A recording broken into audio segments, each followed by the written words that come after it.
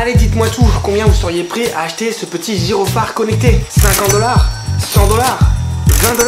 Oui, je parle en dollars parce que je suis basé à Montréal, au Canada. Je sais qu'il y en a beaucoup d'entre vous qui me regardez depuis la France. J'ai perdu un peu l'équivalence euro-dollar, donc excusez-moi, on va faire en dollars. Alors honnêtement, fixer un prix pour un nouveau produit qui en plus n'a pas vraiment de concurrence, il n'y a pas d'équivalent vraiment, c'est toujours un petit peu la galère. Et en ce moment, je suis en pleine phase de recherche pour savoir combien je vais pouvoir réussir à vendre ce petit bijou. Aujourd'hui, je partage avec vous mes petites recherches, mes petites réflexions quand il s'agit de fixer un nouveau prix, et particulièrement pour celui-ci.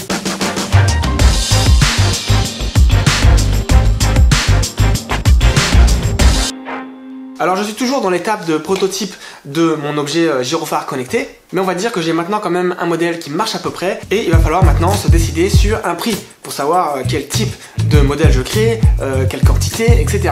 Il existe plein de façons différentes de fixer un prix, plusieurs stratégies, plusieurs angles d'attaque. Personnellement, j'aime bien appliquer la technique que j'appelle la technique du sandwich. Alors c'est pas une méthode scientifique, c'est pas une stratégie que vous allez trouver en ligne, c'est vraiment ma technique perso à moi. Ça consiste à évaluer deux prix. Le premier prix, c'est le prix du coût de revient, combien ça va me coûter de créer le produit. Et le deuxième prix, ce serait la valeur max potentielle que l'utilisateur serait prêt à acheter. Donc ces deux prix correspondent un peu aux extrêmes, extrême vers le bas, extrême vers le haut. En dessous de ça, je vais perdre de l'argent et au-dessus de ça, ça va être trop cher, les gens ne vont pas l'acheter.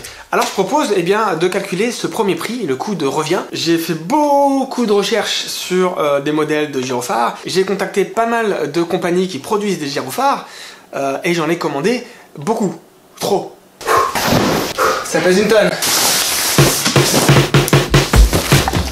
Comptez, donc envoyer là-dessous. Oh là là, mais énorme quoi.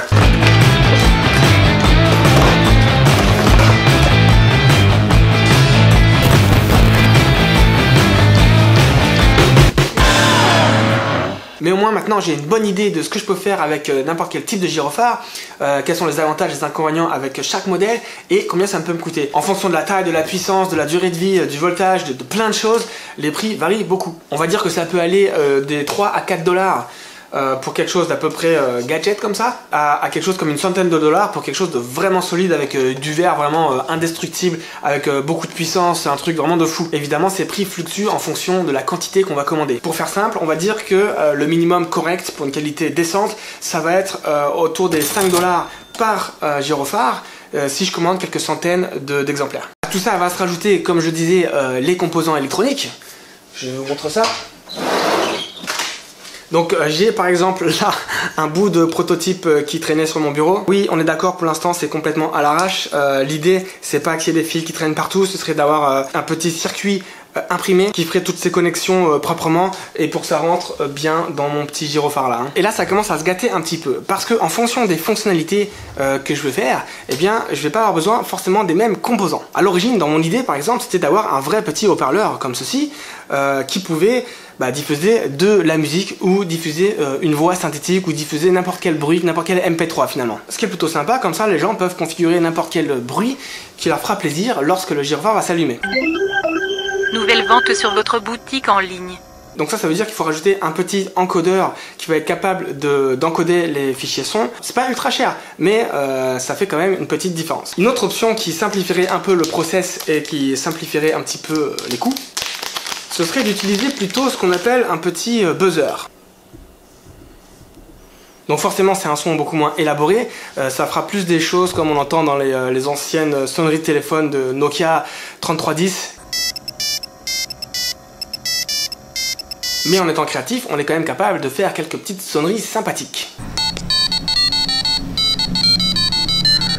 Mais l'idée c'est que pour ce genre de petits composants, c'est plus simple, du coup il n'y a qu'une seule pièce, pas besoin d'encodeur, c'est beaucoup plus facile à monter, beaucoup moins cher, et évidemment ça fait baisser les coûts. Donc grosso modo pour chaque gyrophare, j'aurai à peu près entre 5 à 8 $ de composants électroniques à rajouter dans le modèle. À ça, il faut rajouter aussi la main d'œuvre. Déjà il faut rapatrier tous ces gyrophares depuis la Chine ou le pays qui va produire ces gyrophares, jusqu'au pays où l'assemblage va se faire. Et puis après il faut commander tous les composants électroniques et payer la main d'œuvre pour les gens qui vont faire l'assemblage. Et puis après il y a un petit peu de contrôle qualité bien sûr, mais surtout ce qui va faire pas mal monter les prix aussi, c'est les certificats. Sachez que pour chaque produit qui émet des ondes, quelles que soient les ondes, eh bien il faut passer des certificats pour s'assurer que les ondes ne dépassent pas un certain seuil afin de ne pas bousiller la santé des utilisateurs. Il y en a un deuxième pour ce qui est la conformité pour tout ce qui est produit électrique. Pour la sécurité, s'assurer qu'on ne vend pas de la merde et que ça ne va pas faire brûler vos maisons.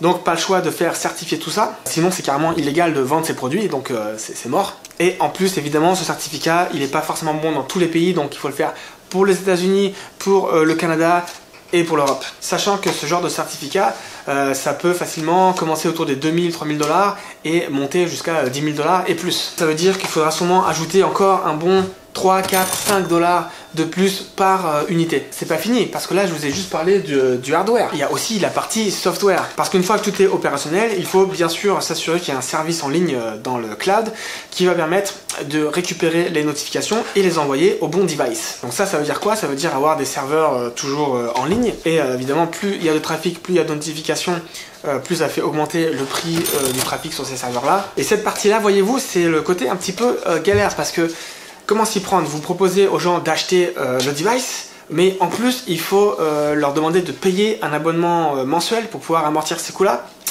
Je sais pas, c'est pas forcément évident. L'autre option que moi je préférais, ce serait que l'utilisateur n'ait juste un seul prix à payer, c'est celui pour acquérir le gyrophare. Et voilà, après automatiquement il y a un abonnement gratuit qui vient avec, pas besoin de payer tous les mois. Ça veut dire qu'il faudrait peut-être inclure une partie de cet abonnement en ligne directement dans le prix d'achat du gyrophare. Je ne sais pas trop, c'est vraiment encore des choses auxquelles il faut que je réfléchisse un petit peu plus pour établir une stratégie un petit peu solide. Et puis une dernière chose qu'il faut rajouter à tout ça, ce sont les coûts de marketing et de distribution. C'est-à-dire le packaging, ça veut dire les frais d'envoi, ça veut dire les frais de publicité pour faire la promotion du produit, pour se faire trouver. Bref, on peut rajouter facilement un 2-3 $ de plus par unité. Voilà, donc tout ça c'était juste pour calculer le premier prix, hein, le prix du coût de revient du hardware, du software, vraiment pour produire un gyrophare.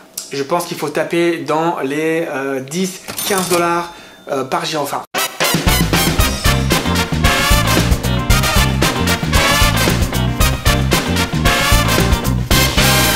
Donc maintenant qu'on a le premier prix de notre sandwich, on a le petit pain du bas, il faut calculer le deuxième prix, le petit pain du haut. Et alors là, j'ai envie de dire, c'est encore moins facile parce qu'il y a vraiment quelque chose de subjectif. Il va falloir trouver la valeur que ce produit a pour des utilisateurs. Et ce qui est compliqué, c'est qu'on n'a pas d'utilisateurs. Pour le moment, on commence à voir combien ils sont prêts à mettre. Eh bien, on n'a pas vraiment d'autre choix que de demander à des gens ce qu'ils en pensent, combien ils sont prêts à mettre. Et ça implique, par exemple, de faire des études de marché ou de mettre en place un site web, mettre le produit en place avec un prix et tester si les gens sont prêts à précommander, ce qui prend pas mal de temps et d'efforts, ce que je n'ai pas encore fait à ce niveau-là. La prochaine étape vraiment pour moi, ça va être justement cette petite étude de marché, étudier le positionnement, étudier la distribution, voir concrètement combien les gens seraient prêts à payer. Pour vous donner une idée, moi la façon dont je le vois actuellement, ce serait deux options. Une option, on va dire un petit modèle comme ça qui fait un petit peu gadget, qui est sympathique mais qui vaut pas très cher. On va dire que je puisse vendre dans les 20-30 $.